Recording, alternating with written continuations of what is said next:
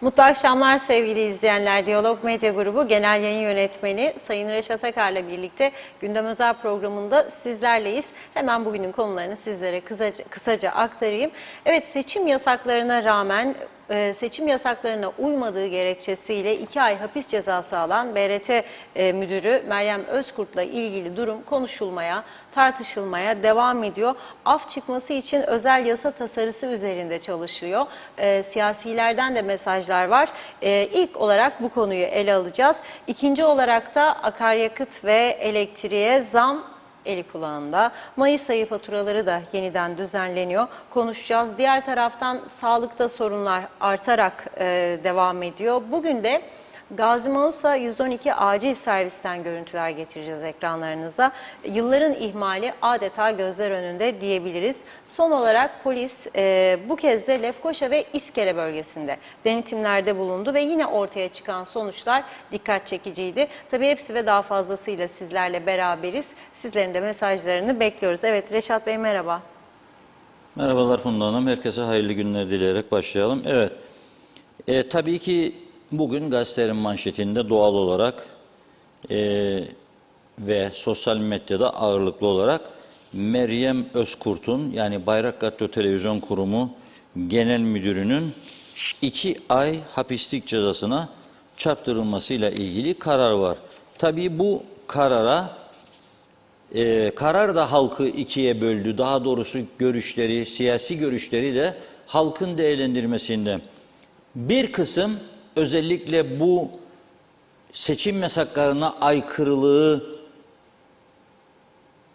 destekleyen ve teşvik eden, daha doğrusu dönemin iktidarları, siyasileri, onlar Meryem Hanım'ın haksız bir ceza aldığı gerekçesiyle affı için gerekli adımların atılmasını talep ediyorlar. Ve bu arada vatan millet şeyler ön sırada tabii. BRT, Kıbrıs Türk Mücahidinin Sesi, dilimiz, gözümüz, işte halkın bilmem nesi falan filan. Bir taraftan da diğer bölüm ise onlar da o dönem seçim yasaklarına rağmen Geçikköy'deki törenin yayınlanmamasını isteyen muhalefet kesim ki şimdi de muhalefette, onlar da üzülmekle birlikte diye başlayıp yargının tarafsızlığı ve bağımsızlığı, yani bir yerde bu karar iyi oldu. Tamam da caydırıcı olacak mı acaba bu mahkeme kararı? Çünkü eğer Yüksek Seçim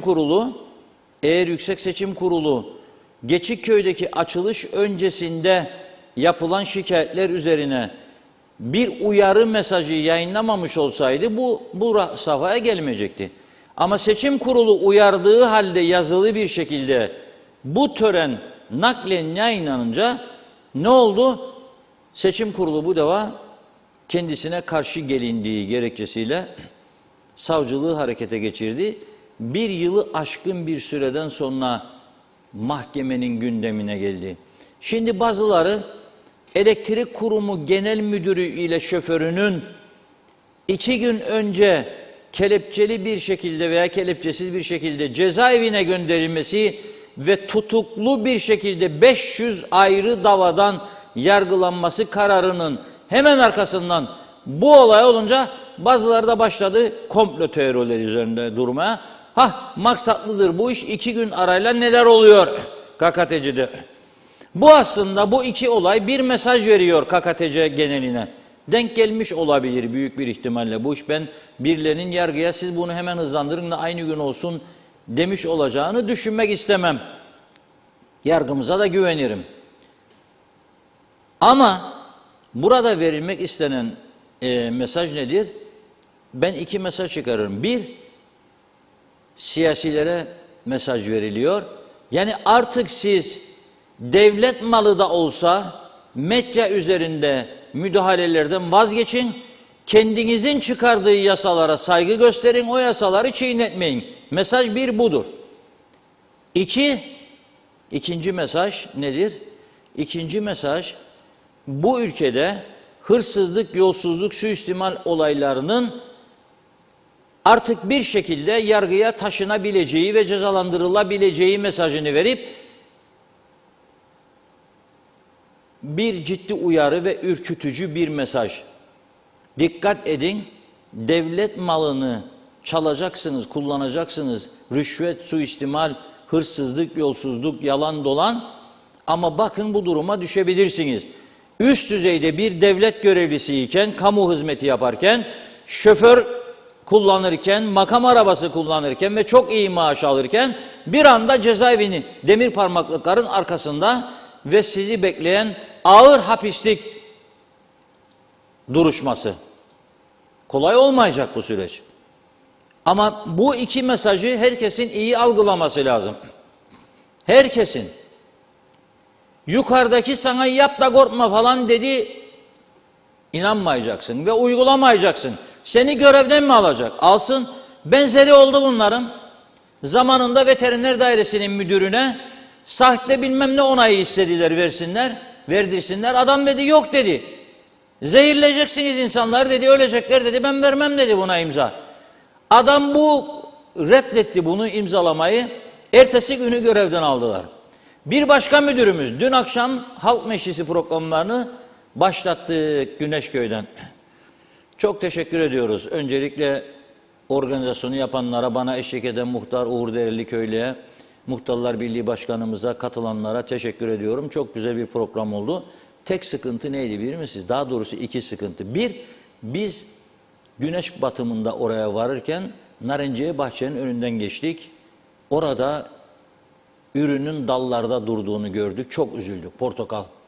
Geçenlerde bazı yerlerde portakal olmadığını söylüyorlarmış isteyene, taze portakal suyu. Ama bu tarafta dallarında duruyor. Çünkü toplayacak adam yok. Siprivex bu işi iyi organize edemedi diyorlar bu sene. Bunlara bir an önce çare bulsunlar. Birbirleriyle didişmek yerine ve zam üstüne zam insanları ezmek yerine bulun yahu 50 kişi de yollayın, Güzelurt bahçelerini temizlesin. Toplasın portakalları gurtlanmadan, satsın da insanlar faydalansın bundan. İkinci üzücü şey, bakın benim parmaklarımda başladı belli sinek ısırmaları. Yedi bizi sinekler, olamaz böyle bir şey. Masanın üstü sinek tarlası. Ben kovuyorum onlar geliyor, ben kovuyorum onlar geliyor. Işık da var, her taraf sinek. İlaçlama yok. İlaçlama yok yeterince. Çünkü belediyelerde sorsanız para yok. İyi bütçemiz yetersizdir falan filan diyecekler. Neyse, orada da gündeme geldiği için söylüyorum bu konu. Bakınız, orada da gündeme geldi. Bazı insanlar, vatandaşlar artık gerçeklerin farkındadır. Ne diyorlar? Bu ülkede yolsuzluk diz boyu. Bu ülkenin en önemli sorunu yolsuzluk, suistimal, hırsızlık. Eğer siz elektrik kurumunda önlemleri zamanında almış olsaydınız, eğer siz 2009 yılında polisin ve savcılığın suç unsuru tespit ettiği dosyaları daha sonra mesele yok raporuna döndürmeseydiniz ve yürütseydiniz bu işi, ne olacaktı? Bugün bu noktaya gelmeyecekti elektrik kurumun. Bugün bu noktaya gelmeyecekti ki daha bizi nelerin beklediğini bugün konuşacağız. Yeni zam beklentileri, tahmini rakamlar var. Fakat orada dün gece Halk Meclisi'nde Mehmet Altan Bey, bu Mehmet Bey Amerika'da ve Türkiye'de toprak analizleri üzerine eğitim görmüş, sonra Türkiye'de yöneticilik yapmış, sonra Kıbrıs'a dönmüş, Devlet Üretme Çiftlikleri Müdürlüğü yapmış bir dönem ve Zirai İlaçlar Denetleme Kurulu Başkanı. O da bir mahkeme duruşmasında tanıklık yaptığı için ve o dönemin hükümetinin hoşuna gitmeyeceği laflar söylediği için geri döndüğünde, sabahleyin işine gittiğinde kahvesi gelirken ama sen görevden alındın demişler. Onun için sana müdür olarak hitap edemeyecek. Ey siyasiler, Bu ülkeyi bu hale getiren sizlersiniz. Bugün de size olan güvensizliğin sebebi sizlersiniz. Başkasını suçlamayın. Medyayı da istediğiniz gibi kullanma tevessül eden sizlersiniz. Medyayı cezalandıran ve ödüllendiren sizlersiniz. Sizin yağcılığınızı yaparsa gayri yasal bir şekilde para da akıtırsınız. Sizin yanlışlarınızı söylerse onu yok etmek için de uğraşırsınız. Çok uğraştınız. Bizimle de uğraştınız. Başkalarıyla da uğraştınız. Ve son zamanlarda geniş bir kitleyi de değişik partilerin eline geçirdiğini görüyoruz. Siparişle haber yaptırılıyor bu ülkede. Dürüst davranan meslektaşlarımı ayırıyorum. Ama yaptırılıyor. Şimdi Meryem Hanım burada ateşe atılan insan oldu. Ama bu ilk değildir. Onu da söyleyeyim. Geçmişi bazıları hatırlamak istemiyor ama ben birkaç tanesini hatırlatacağım. Derviş Eroğlu Bey'in özel kalem müdürü İhsan Küçük Bey'in imzasını taklit ederek bir açıklama yapmıştı. Şaka olsun diye. Dediler yap bir şaka.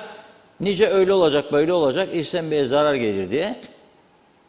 İnanmadı o da. Ondan sonra kendini nerede buldu? Mahkeme koridorlarında. Sonra ne oldu?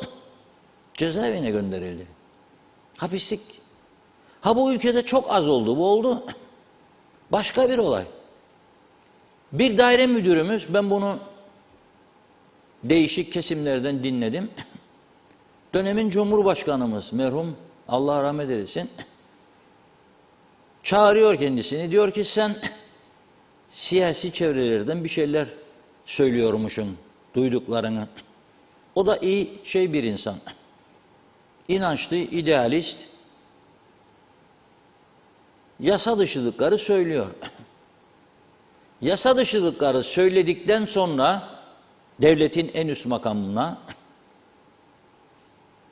döndüğünde daireye, bir saat sonra çalıştığı resmi daireye karşısında 2 tane polis buluyor, soruşturma için gelmişler.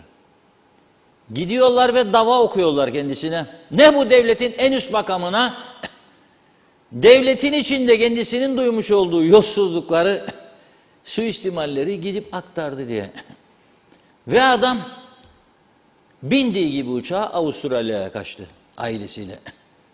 Vay be dedi, ben ülkeme hizmet etmeye çalışırken bir de bana dava okudular, beni hapsedecekler. Dürüstlük de demek ki geçmiyor bu ülkede artık. İyi bir şey değil. Ben bunun farkındayım. Dürüstlük de geçmiyor. Ve en çok üzüldüğüm nokta, insanlarımızı da bir şekilde yasa dışılığa veyahut da yağcılığa veyahut da yağcılıkla hakkını elde etmeye alıştırmışlardır. En büyük tehlike de budur. En büyük tehlike kapımızda budur. Bugün halbuki bu ülkenin öyle önemli konuları var ki, İngiliz sterlini bugün 22'ye yaklaştı. O borçlu insanları düşünüyorum ben ve dövizle iş yapanları düşünüyorum bizim gibi. Ne olacak bu iş? Nasıl gidecek? Nasıl dönecek bu tekerlek? Gazete basıyorsun, kağıt dolar. Çinkosunu alıyorsun matbaada, euro. Allah'ın mürekkebini alıyorsun, euro. Her şey dövize endekslenmiş. Nasıl olacak bu iş? Bütün bunlarla uğraşmak varken toplum öyle bir hale geldi ki birbiriyle didişen, birbiriyle kavga eden, birbirine zarar vermek için günü harcayan bir duruma geldi ve getirildi. Ve bu anlayış ortada, egemen anlayış gözümüzün önündeyken bu siyaset kendisini bir an önce toparlamazsa bu ülkenin başına gelebilecek daha büyük felaketlerin sorumlusu gene onlar olacak. Çünkü siyasettir ülkeyi yöneten, medyadır ülkede insanlara yolu gösteren, doğruyu aktaran. Eğer medya doğruyu gösteremez duruma getirilirse, eğer siyaset de çıkar ve menfaat uğruna insanları parçalama anlayışını sürdürürse bu işin sonu yoktur. başka iktidarlar döneminde en büyük yolsuzlukları yapanların dosyaları mesele yoktur diye kapatılırken Meryem Hanım'ın yasaya dayanılarak işte amma yasaları çiğnemeseydi, talimatları dinlemeseydi demelerini ben çok ciddiye almıyorum. Neden? Çünkü o zaman da yasalar çiğnenmişti, o zaman da mevlet zarara uğratılmıştı ama çok büyük. Meryem Hanım dinlemeseydi hangi gelen geçen, bırakın BRT müdürünü, bakanlık ve daire müdürleri, işte 2 tane saydım size, ben 3.'yü duymadım. Veteriner dairesinin müdürü, başarılı arkadaşımız, o zaman genç, çalışkan, üretken, imzalamadı diye bir yolsuzluk talebini görevden alındı. Ötekisi de gitti mahkemede doğruyu söyledi, o da görevden alındı. 3.'yü de duymadım ha. Varsa kusura bakmasın. Anlatsın, onu da aktarırım. Bir tarafta yap da korkma, ben sana emir veriyorum. Niye emir veriyorsun? Ne oldu şimdi? Hayır, siz o töreni yayınladığınızda çok oy mu aldınız zannediyorsunuz? Bence değil. Bence değil. Ve bakın, bir devlet kurumunun müdürü, medyanın, yani devlet kurumu, yayın kuruluşunun başındaki insan bu mahkeme kararından sonra ne diyor? İçi yandığı için. Ülkede bu kadar hırsız, dolandırıcı ve hak etmediği şekilde makamında oturarak haksız kazanç sağlayan insanlar ve bürokratlar varken, onlarla ilgili hiçbir şaibe yokken bana verilen bu ceza ve yapılan uygulamayı hazmedemiyorum. Ama ilk defa bir devlet üst düzey yetkilisi yüzlerine karşı bunu vurdu. Helal olsun diyorum. Ben bu cesareti gösterdiği için kutluyorum. O günde oyuna getirildiğini düşünüyorum Meryem Hanım'ın. Merak etme dediler, sadece Türkiye yetkilileri konuşacak. Bu da seçim yasaklarına girmez dediler. Sonra mikrofonu alan konuştu. Ne yapabilirdi orada Meryem Hanım? Ne yapabilirdi? Şimdi ben cesaretli meclis üyesi arıyorum. Tamını çıkarsın ortaya. Kimdi bu talimatı veren? Ve dokunulmazlığını kaldırdınız bazı insanların, yargıladınız. Aytaç Çalu'da, Hüseyin Özgürgün kaldırdınız, gitti. Dokunulmazlığını kaldırın, kimse bu talimat verenlerin, kaldırabilirseniz, cesaretiniz varsa, esas onlar gitsin mahkemede hesap versin. Ne yapabilirdi bir dairenin müdürü? Talimat verilmiş üst düzeyden kendisine. Ne yapabilirdi? Yazılı da alsaydı o talimatı, yargıcın söyleyeceği neydi ona bilir misiniz?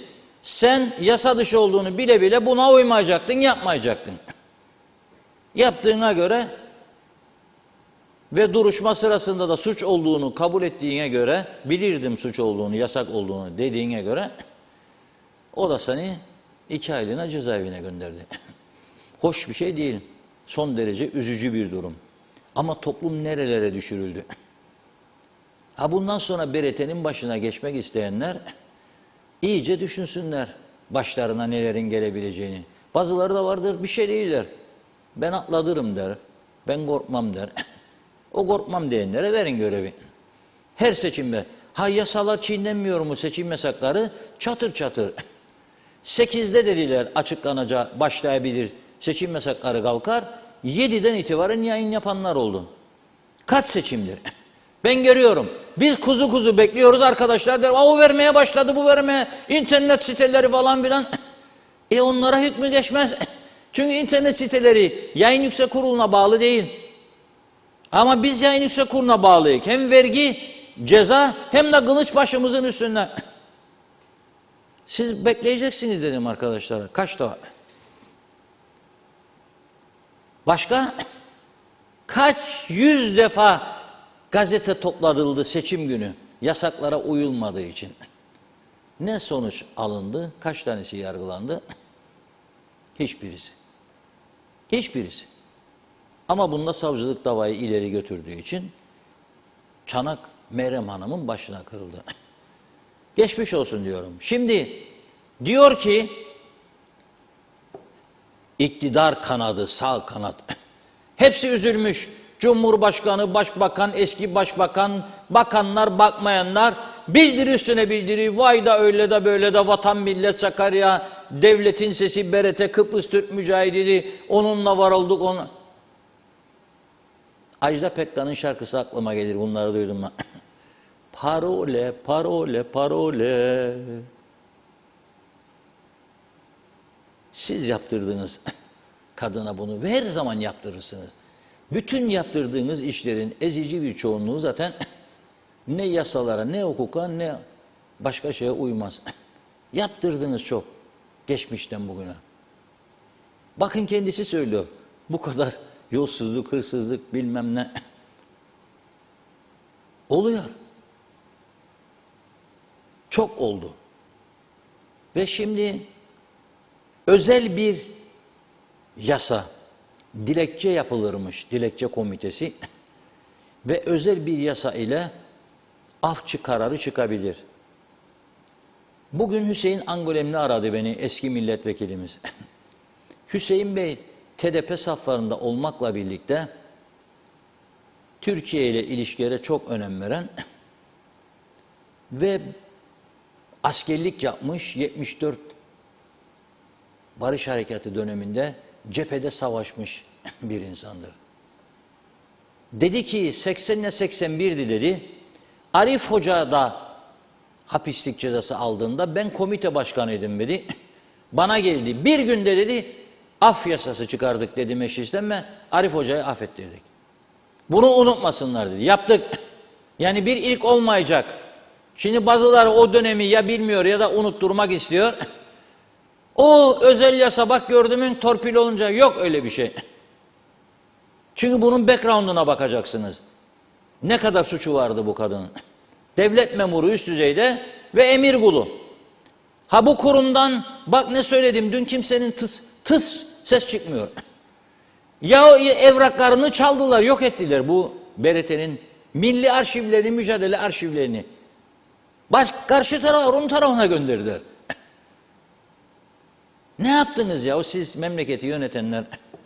Bu kadar basit mi ya? Hem devletin maaşlarını alacaksınız, hem mecliste and içeceksiniz bu devleti koruyacağınıza ve yaşatacağınıza dair, hem de yok etmek girişimlerini görmezden duymazdan geleceksiniz veya destek çıkacaksınız. Yap da korkma.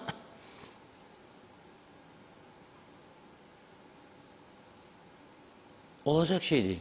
Tabii bir uyarı var. Tufan Erhürman'dan. Şimdi biz yayına girerken gördüm. O diyor ki daha bu karar diyor kesinleşmiş değil diyor. İstinaf yolu açıktır diyor. Yasayı paylaşıyor, ilgili yasayı veya tüzüğü neyse. Karar kesinleşmeden diyor bu dilekçe tüzüğü uygulamaya konulamaz diyor. İstinaf yolu açıktır. İstinafa gidecekler. İstinaf da reddedilirse o zaman bu af yolu açılır. Çıkardığım mesaj budur açıklamasından. Yanlışısam düzeltsin. Az önce okudum, onu söylüyorum. Dolayısıyla şimdi beklenen konu budur. Ama elektrik kurumu ve bu konuda 2 tane mesaj verildiğini tekrarlıyorum. Üzerine basarak söylüyorum. Devletin bir makamındayım da istediğimi yaparım, istediğimi ederim. Bunun yargıya götürülmesi halinde KKTC'nin bağımsız yargısının hiç kimsenin gözünün yaşına bakmayacağını da görmenizi istiyorum. Yargılayacak sizi. Ama belki 10 kişi, 20 kişi kurtulacak, 1 kişi yanacak ama yanacak. Devletin araçlarını usulsüz ve kanunsuz bir şekilde kullanmak özel işler için o da yasa dışıdır, onu da uyarırım. Hazinenin malına zarar vermektir, uyarırım sizi. Git de benim çocuğu al okuldan da getir, resmi hizmet aracı yasa dışıdır. Al ben arabanın arka oturamda bizi düğüne götür de sen bir tur atla ben aradım da telefonla gel bizi al, yasa dışıdır. Yasa dışıdır. Ona kadar dikkat etmek lazım. Belki inşallah günün birinde bir temiz eller operasyonu başladıdır bu ülkede. Evet Funda Hanım, başlayalım. O zaman vakitlice çok teşekkür ederek başlıyorum. Ercan Mehmet Yurkanlar iyi yayınlar diye de Erol Hasan da, Mustafa Özcan da, Ahmet Kaya da iyi yayınlar diliyor. Aynı zamanda kötü günlerin bir an önce bitmesini dilerim yazmış. Selçuk Uskan, bu kararı veren hakimin yaşı küçük mü? Diğer yargıçlar da şaştı mı karara? Millet şaşırdı zaten diyor. Ben daha ne diyebilirim ki demiş. Doğrusu nedir? Hüseyin Aktuğ iyi yayınlar diledi. Mehmet Ali Salih, Yüksek Seçim Kurulu'ndan yüksek hakimler seçim kurallarını çiğniyorsunuz. Canlı yayını durdurun diye BRT müdürünü ikaz edecek. Müdür bildiğini okuyacak, yayına devam edecek. Devlet kanunu bilerek ve isteyerek kıracak. Mahkemede de davası görülecek. Atanmış müdür suçlu bulunacak. 2 ay hapis alacak. Meclisin bu pahalılık içinde inleyen halka çare, ekonomik destek bulacağına başka işi yokmuş gibi suçluyu, suçsuz hakimleri ve yargıyı suçlu çıkarmak için seferber olacak. Bunların gerçek olduğunu görmek düşündürücü ve üzücüdür diyor. Evet, bakıyorum. Yılmaz Yüksek, ne garip kendi yargısını, yasasını tanımayan, aldığı yargı kararını mecliste düşürmeye çalışan bir devlet, güler misin ağlar mısın? Fatma Gürer, evet 9 kez duruşma yapıldı, suç kabul edildi, bize yorum yapmak düşmez, istinafa gidiliyor, dikkatli olunması gerekir. Mustafa Özcan dün akşam Halk Meclisi'nde üreticiden tüketiciye bütün insanların ortak sıkıntısı, üretemiyoruz, satamıyoruz, geçinemiyoruz. Türkiye Dışişleri Bakanı Çavuşoğlu'na bir bakıyorsunuz. Sabah Moskova, öğlen Almanya, akşam Amerika Türkiye için çözüm arıyor. Çözüm üretmeye gayret sarf ediyor. Özümüze dönüyoruz, Turizm Bakanımıza bakıyoruz. Poşetle ilgileniyor. Sayın Bakan KKTC'yi dünya tanımıyor olabilir. Tanımıyorsa Türkiye'ye gidin. Seyahat acenteleriyle konuşun, otellerle konuşun. Sezon gelmiş, ortada bir fındık kabuğu, yol alınamamış. Poşetle mi düzelteceksiniz ekonomiyi? Bütün bakanlıklar için de aynı şey geçerli. Bu halk sizlere yazın serin, kışın sıcacık koltuklarda oturun. Sadece oy alacağınız birkaç köye gidin. Nasıl olsa Türkiye size para gönderir diye oy vermedi. Recep Yaba selamlar. Yeni Boğaziçi bölgesinde saat 9.30'dan beri elektrikler kesik. Belgin Rıfat iyi yayınlar dilemiş. Erol Hasan da Avustralya'dan da selamlarını yolluyor bize. Şahidoğlu da sağlıklı yayınlar diliyorum. Hasan Coşkun 22.000 mazbata var yazdı. Hasan Nihat Erduran emekçi emekli memur zorda. Gerisi her maliyeti yükler ve işini korur. Neydi ambargolu ekonomide olacak olan? 58 yıldır geri geri gidiyoruz. Birleşmiş Milletler'in gözünün önünde. Sayar Aker, para para derde derman bulacak siyaset yok. Halk ekonomi göçmenliğine zorlanıyor. Hasan Nihat Erduran, beni kim neden görevden aldı araştırırım demiş. O uç imza şimdi nerede? Necdet Mavi Gözlü, Kuzey Kıbrıs Birleşik Afrika Pakistan Cumhuriyeti'nden bize hayırlı günler diledi. Evet, vekillerin dokunulmazlıkları kesinlikle kaldırılmalı, mal beyanında bulunma zorunluluğu getirilmeli. Dokunulmazlıkların kaldırılmasına niye oy birliğiyle kaldırılmıyor? Çünkü duyumlarımıza göre çoğunun sicili kabarık. Temiz olan insan dokunulmazlıkların kaldırılmasına hiç itiraz etmez. Hadi hodri meydan kaldırın dokunulmazlıklarınızı. Kimin sicili temiz, kimin ki şaibeli ama ne gezer balık baştan kokar. Belgin Rıfat, neden fatura BRT müdürüne kesiliyor? Haber müdürü var, haberi sunan var. Oldu olacak, onları da yargılasınlar. Siz daha iyi bilirsiniz Reşat Bey. Peki ceza alan bir müdür acaba görevden de mi alınır? Belki de yapmak istenilen budur. Turgay Gezen, eğer hukukun üstünlüğüne inanıyorsak bağımsız yargımızın almış olduğu kararlara da saygı duymak zorundayız. Bu kararları eleştirenler olabilir. Dünyanın en demokratik ülkelerinde bile yargı kararlarını beğenmeyenler çıkabilir. Bu çok doğal. %100 suçlu olsanız bile suçlu olduğunuzu kabullenmekte zorluk çekebilirsiniz. Bu insan psikolojisiyle ilgili bir şey. Meryem Hanım'a geçmiş olsun dileklerimi iletiyorum. Bu olayda belki de en masum kendisidir. Ben şahsen bu hususta Meryem Hanım'ın aldığı cezadan ziyade söylediklerine odaklanılması gerektiğini düşünüyorum. Çünkü söyledikleri bu devletin nasıl soyulup soğana çevrildiğinin de açık bir itirafıdır. Hüseyin Aktuğ, rahmetli Cem Karaca'nın dediği gibi bindik bir alamete gidiyoruz kıyamete. 74 öncesi sıcak savaş yaşadık. Sonrası ambargolarla ekonomik savaş yaşıyoruz. Gençlerimiz, sorunlarımız ne yapacak? Ne istikbal kaldı, ne gelecek? Sadece umutsuz bir yaşam içinde ömrümüzü sürdürdük ve nüfusumuzu tamamlıyoruz. O kadar. Sevgiler, selamlar Mamusa'dan Hüseyin Aktuğ. Barış Güzelay, başkasına ait olan insan ne kadar da insan olsa köledir diyor. Zavallı Kıbrıs Kıbrıs ne hallere geldi? İsmet Sencer harikasınız demiş. Özgür Ulugün, bütün devlet dairelerinde üst makamlara gelenlerin %90'ı hiç kusura bakmasınlar diyor. Başka türlü gelmişlerdir.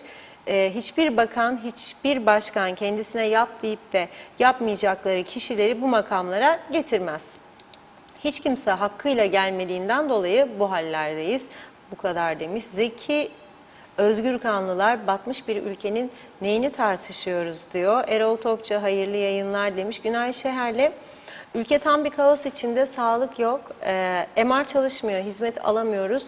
Ölseniz kimsenin umurunda değil. Siyasiler hücuma geçti, yargıya acıma duyguları yükseldi. Yargı yerinde bir karar verdi. Eğer yargı bu karardan vazgeçerse güven kalmaz.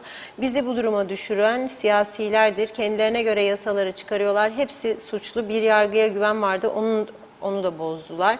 Meryem Hanım gerçekleri açıklasın ve kendini bu duruma düşürenler için yargı yolu açılsın. Haksızlığa uğrayan insanlar yargıya hiç güvenmez. Bu siyaset ülkemizi yok etti. Sayar Aker de diyor ki devri alem geri dönüyor. Kıbrıs Türkleri hep göç dalgasıyla yoruldu. İngiltere, Avustralya mıknatıs gibi çekti. Halkımızı üzerine gidiyoruz, gitmekte olanımız koşa koşa. Zehra Sencer, Karpaz'dan sevgilerimle demiş, süpersiniz. Çok teşekkür ediyoruz. Tema Yavaş da Londra'dan selamlarını yolluyor. Her gün yeni bir haber var demiş. Herkese kolay gelsin. Belgin Rıfat, peki Hüseyin Özgürgün neden Türkiye'den kolluk güçleri tarafından alınıp Kıbrıs'a getirilmiyor, yargılanmıyor? Türkiye ve Kuzey Kıbrıs arasında aranan kişiler ya da mahkeme kararı olan kişiler iade edilir zannedersem demiş. Neden yapılmıyor? Sayar Aker, benzine para bulamayan arabaya nasıl para bulur? Bir sorsak yani dedi. Özkan Bişmiş, bundan sonra hırsızlık ve katillik çoğalacaktır. Doğan Falyalı, yine mi akaryakıta zam? Nasıl gideceğiz işe? Hep zarar. Bu enerji zammı her yere yansıyacak. Mallar pahalı olacak, ekmek gibi. Nazime Nalbant, Güneşli Londra'dan herkese selamlarını yolladı. Meryem Hanım'ın bu durumda gündemde ne olacak? Şimdi demek istiyorlar, bakın herkes ayağını denk alsın. Bundan sonra kim isterse olsun ceza alacaktır demektir bu. Daha önce o kadar olay oldu. Kimseyi hiçbir gün duymadık yargılasınlar. Bu küçük adamızda çok seyrek böyle tutuklamalar olur. Bakın diyor, jet raporu belki de 2 senedir soruşturuldu ama duymadık demiş. Tabii ki de eğer suçu varsa ve halkına, ülkesine zararlar verildiyse cezası da en kısa sürede çekmelidir demiş. Durumlar çok vahim. İşlerini doğru dürüst yapanlar yolları açık olsun. Bakın Meryem Hanım'ın o kadar suçu yokken kelepçeyi taktılar. Çok üzüldük, saygılar dedi. Evet, Belgin Rıfat, hangi yargıç bu kararı verdi acaba diye soruyor. Mehmet İnancı, hayırlı yayınlar, sağlıklı günler tüm Diyalog ailesine. Arif Mustafa Cüce, herkes görevini, hukukta işini yapması lazım. Çağatay Donler, evet Reşat abi, bir de aşırı solculara hain derler. Aynaya baksalar aynalar paramparça olacak. Yunus Özer, hırsızlık diz boyu gider diyor. Sayar Aker, hırsla dolduk, taştık bütün gün. Akşam oldu, koltuğa yaslandık, boşaldık, huzur kanalı oldunuz, selamlar. Mehmet İnancı, Reşat Bey, yap da korkma mantığı inşallah sona erer. Bu konuda çok uyarıda bulundunuz, uyarılar dikkate alındı demek demiş. Arın Taşarkan, KKTC eşittir yorumsuz diyorum. Kazım Korkmaz, bayrama kadar benzin 35 lirayı geçecek, buna dur diyecek biri yok mu, ekmek 7 lira oldu dedi. Birkaç mesaj okuyup ara verelim. Fikret İpekçioğlu, bu olaylar ilk ve son olmayacak, tek kelimeyle diyor. Baştakiler akıl tutulması yaşıyor ve de uyuyor. Hilmi Budalı, kraliçe 3 adım atlamada 22 metreye kadar dayandı. Rekor üstüne rekor kırıyor. Necip Kızıl, bu zamlara dur demeli artık demiş, hırsızlık olacak artık. Mehmet Bulduk, Doğru Haber kanalı Diyalog, tebrikler dedi. Salih Mullalı, düğüne gitmekle de hükümet işlerinden sayılır. Ne yapacağım? Başka yapabileceği iş olmadığından bu da bir iş sayılır diyor. Betül Kazımoğlu, bir kurumun başındakine bakanı zimmetine para geçir derse o kurumun başındaki bakanın söylediğini mi dinleyecekler, yoksa bunu kabul etmeyip karşıma çıkacak? Soner Sabriler de diyor ki benim trafik suçum vardı Reşat Bey. Mahkemeye gittim, dışarıda otururken bir adam bisikletle geldi, kilitledi bisikletini, arkasından çantasını açtı. Ayakkabılarını giydi, sonra da cübbesini giydi. Meğer adam baristermiş. Burada böyle Reşat Bey. Makam arabası yok. Burada hayırlı yayınlar diledi. Şevket Tecel, elektrik faturalarımız niye gelmiyor diyor. Onur İçten'i de okuyup ara verelim. Selamlar. Manisa Kaymakamlığı çalışanları gece saat 7'de bir sitenin su hattını, su saatini kontrole gitti. Saat 7'de gelinir mi? Ek mesai için diyor. Gün içinde gelinsin yazmış mesajında Onur Bey. Evet, devam edeceğiz mesajlar ama şimdi ara zamanı. Reşat Bey buyurun. Evet, aslında gündemin bu şekilde yarısını bu tür olayların alması üzücü. Dediğim gibi bu ülkede sistemsizlik olduğu için insanlar kendilerinin yaptığı yasalara saygılı olmadığı için siyasiler ve bir makama geldikleri zaman her şeyi yapabilecekleri inancında oldukları için bugüne kadar çünkü birçok şeyi yasa dışılığı yaptırdıkları halde herhangi birinin ceza almamasından cesaretlendikleri için bu uygulamaları sürdürüyorlar. Ama bunların artık durması gerektiğine yönelik mesajdır bu mahkeme kararları son bir haftada gördüklerimiz. Tabii gündem ne olması lazım? Gündem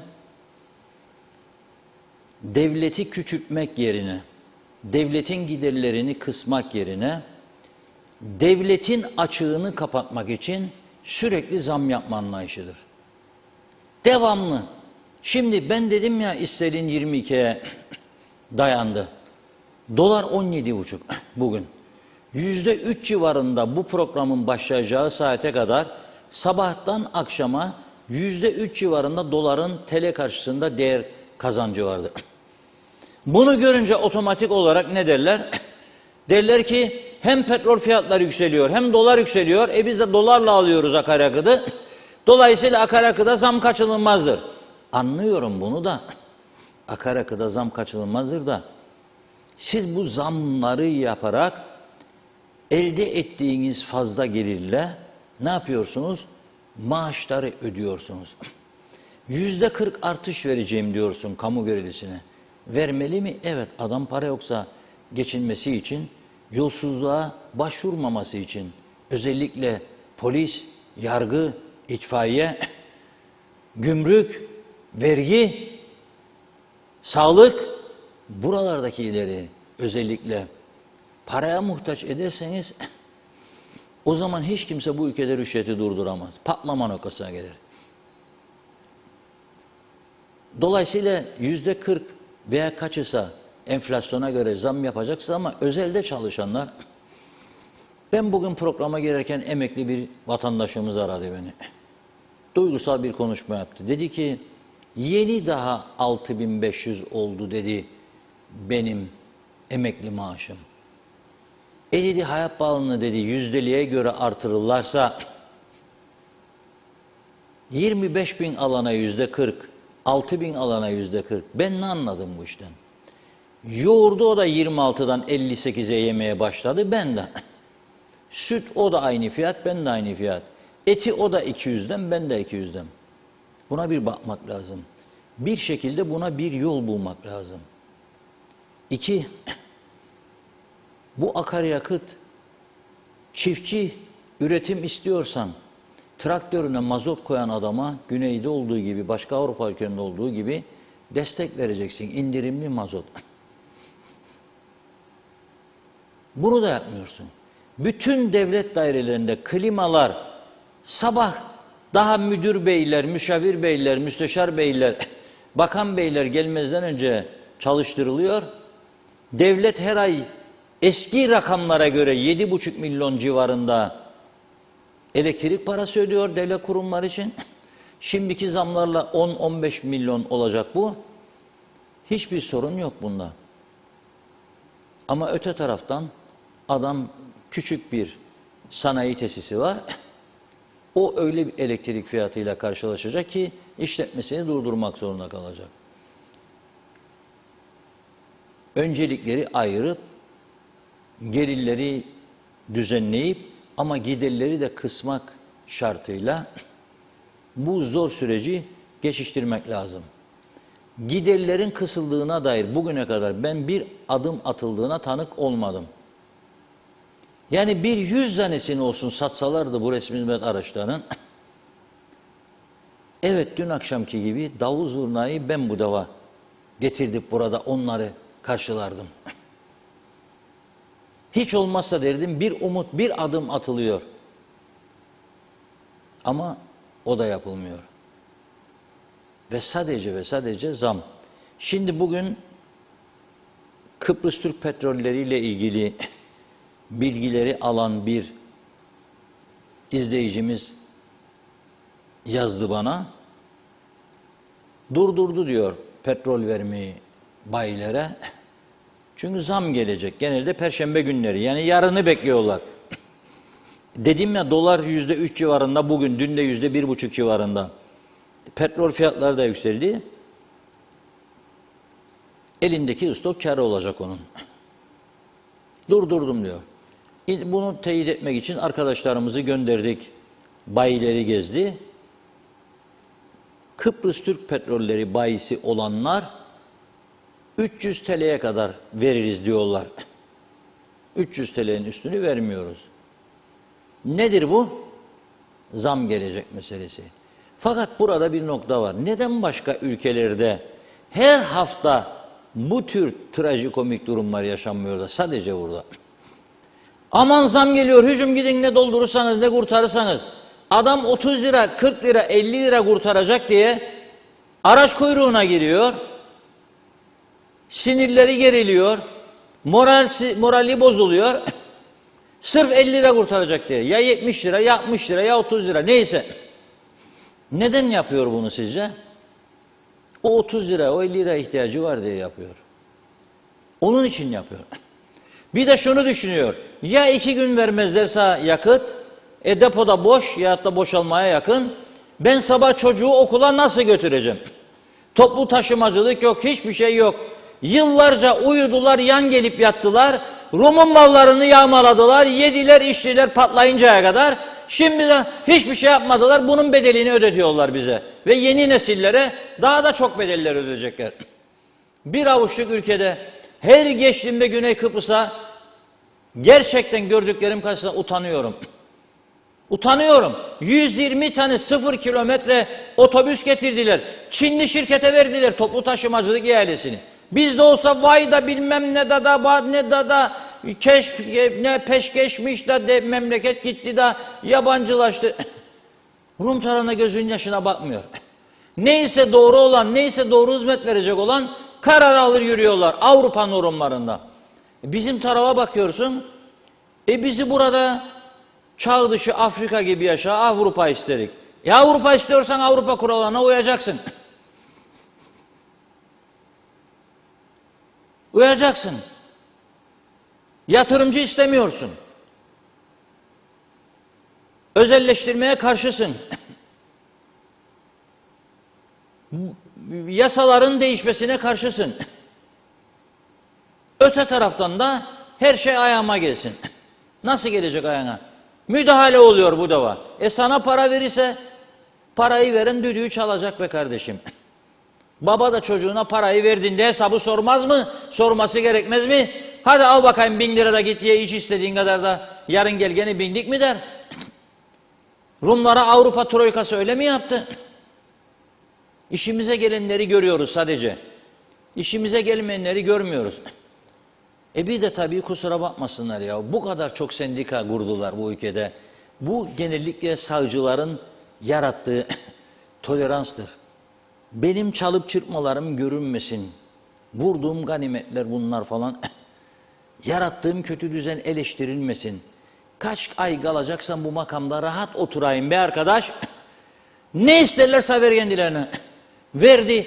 Bugün yüzlerce insan maaşını alıyor. Mesela bir dairenin memurudur ama 25 metrekarelik bir dairenin içinde, dükkanın içinde oturuyor. 2 kişi sendikacılık yapıyor. Her gün ne yapacak düşünüyor. Yapalım bir grevcik. Ama ne grevci ya? Şeftalici anladık, hellimci anladık, bumbarcı anladık, karpuzcu anladık. Yok yani grevcik de grevcik ya. Bu da lambadaya döndü. Öyle oldu memleket. Öyle oldu. Yarattıkları düzen budur. Şimdi bu düzeni kimse ne sağ ne sol değiştirmek istemiyor. Çünkü değiştirdiği anda kendilerinin yarattıklarına zarar verecekler. Onu da yapamıyorlar, o cesareti gösteremiyorlar. Sadece karşılıklı ideolojiler üzerine vuruşlar. Ve o şekilde memleketi düzeleceklerini zannediyorlar. Ama bu arada Türkiye o parayı göndermediği sürece maaşlar da ödenemeyecek duruma gelecek. O zamanla ne olacak? Muhalefet o an diyecek, bak bunlar maaşları ödeyemediler, temizleyin bunları, biz gelelim. Kendi geldiğinden olacak acaba? Biz yaradırık buluruk. Proje gösterin bana. Neyse, benzini geçelim ve elektriğe gelelim. Eski yönetim kurulu üyelerinden Yusuf Avcıoğlu paylaştı. Ben de gördüm. Şöyle diyor, tabii eski yönetim kurulu üyesi olduğu için hala içeride ilişkileri vardır. Hala diyor Kıptek abonelere Mayıs 2022 dönemine ait faturaları göndermedi diyor. Yönetim kurulu başkanının geçtiğimiz günde de yapmış olduğu açıklamalardan da anlaşıldığı üzere diyor, faturaların gecikme sebebi geriye dönük zam uygulamasıdır. Diyalog gazetesinin önceki günkü manşetiydi. Yeni zamlar kapıda diye elektriğe. Yapılması öngörülen zam diyor, kilowatt saatine 56 kuruştur. 56 kuruşluk zammın 26 kuruşluk kısmı devlet tarifesi haricindeki tarifelere uygulanacak, yani vatandaşlara. Geri kalan 30 kuruşluk kısmı devlet tarifelerinin üzerine eklenecek. Yani daha fazla devlet kurumlarına yükledin. Devlet de bunu vergileri topladığı insanlardan ne kadar vergi topluyorsa size ödesin ve bu çark dönsün, devam etsin bu düzen. Tabii kimse gidip de Çatalköy'den, Esentepe'den, Tatlısu'dan, Güzelyalı'dan geçmiyor, görsün o teknecikten çıkan zehirleri. Nasıl doğa gidiyor orada, tahribat. No problem. Başka bölgede olanlar rahattır. Ama şimdi sinekler başladı, gene rahat edemeyecek. Belediyelerin büyük bir çoğunluğu ilaçlama yapmış değil daha. 35-36 dereceye çıktı hava sıcaklığı geçen hafta. Şimdi 35'ler, 32-35 arası gidiyor geliyor. Sinekler harekete geçti. Hiçbir ilaçlama çalışması yok.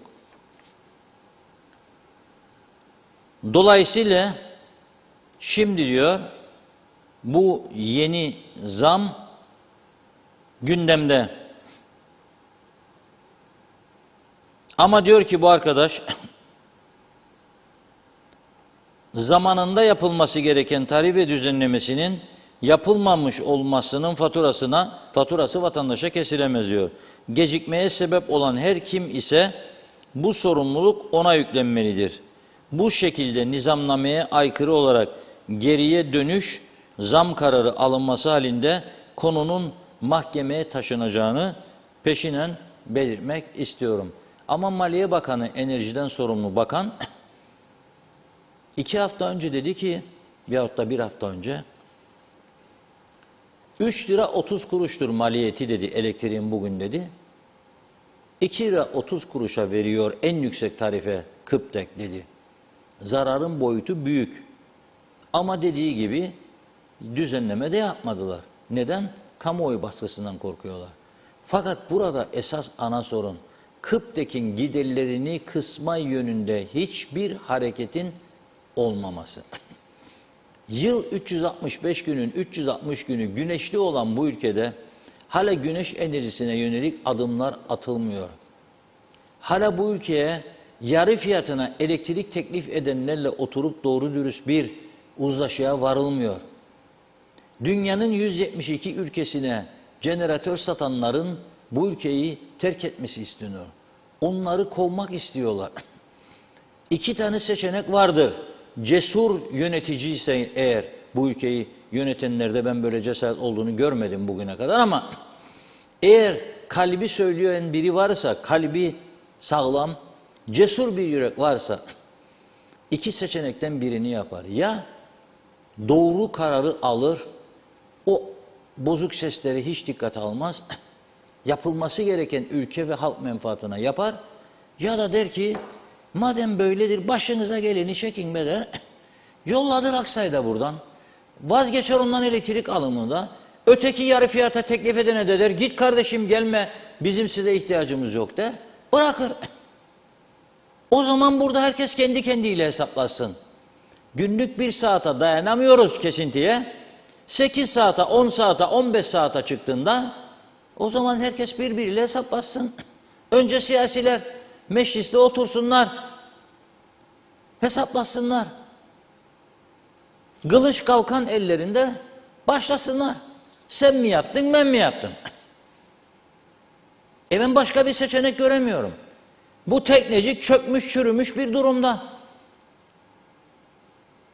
Geçen hafta yayınladık.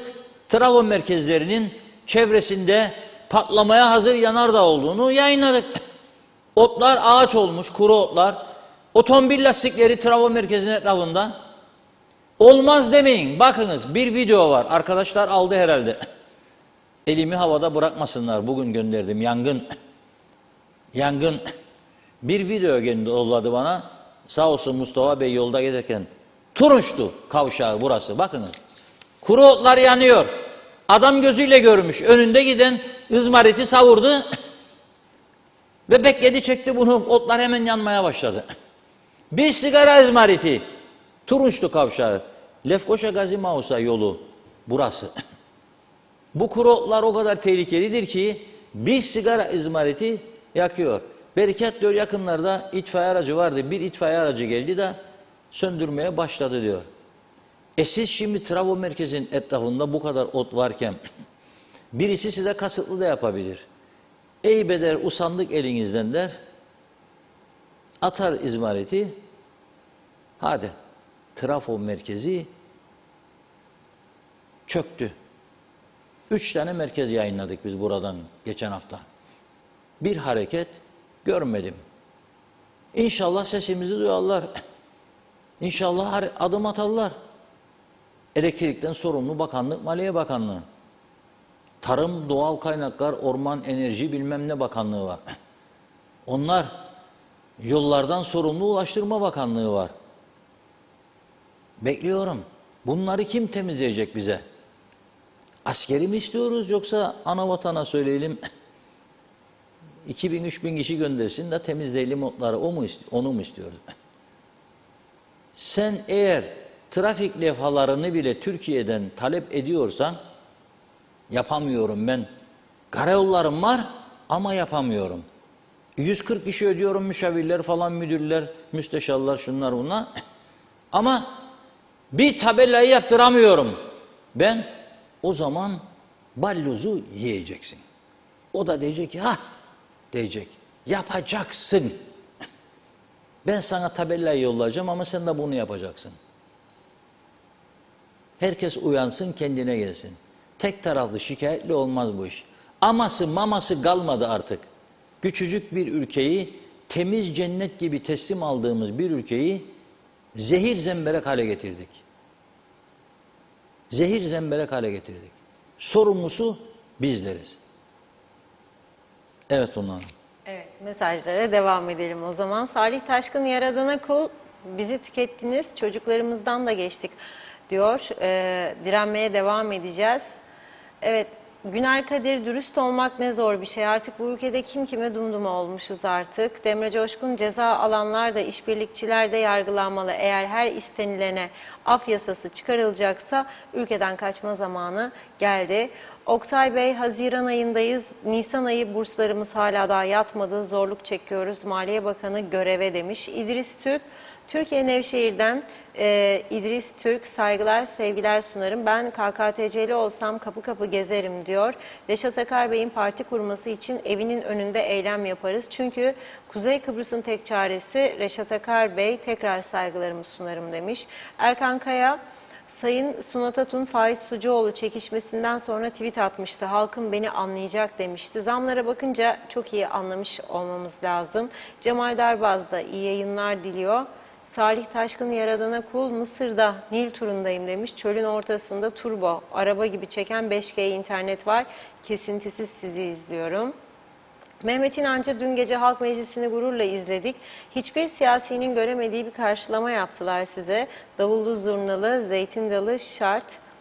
Evet, bakıyorum Belgin Rıfat belki de iktidarın amacı gündemi değiştirmek ya da gözleri imzaladıkları protokolden uzaklaştırmaktır. Bilemem, her şey olabilir diyor. Reşat Bey, maaşlara 5 ay önce hayat pahalılığı verilmiş, yani kamu maaşlarına ve %43 artış vereceklerini müjdelerler. Eylül'de verilmesi gereken artışı 3 ay sonra verdiler. Asgari ücret en düşük memur maaşının yarısı gibi bir şey.